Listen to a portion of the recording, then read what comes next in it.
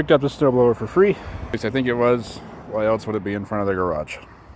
First thing I'm going to do is spray some starting fluid in it, see if that'll...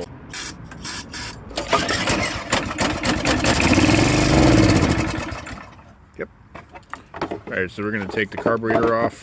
Obviously it's a fuel issue, so not good. So it's kind of hard to get to these two nuts and bolts right here, so what I'm going to do is just take the whole intake off with these two bolts. Now we can take it off right here, and let's see the damage. The little main jet is not too bad, but still needs to be cleaned out. Looking much better. Alright, let's go back together.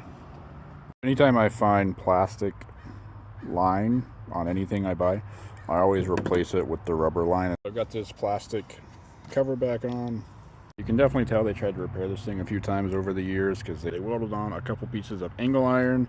They just took a bunch of wire and twisted it all together and then twisted it at the end there to keep it on. So I ordered one. And my camera does not want to stay focused, so jump cut. So it's out of the handle and it comes down to right there. So I have to do the same thing on that. I'm just going to pull the whole thing out of here. Alright, new one is on. It just slides into that hole right there. And then I will run it up along the handle. Right into there. Alright, so it turns out I'm missing a part right here. It's a little plastic bushing that slides over this piece, and then the cable slides into that. And that's what keeps tension on the cable. So I just ordered that. Let's keep on fixing it and get it running. On ethanol, you know. Got a full tank. Alright, turn it on, choke on, prime a couple times.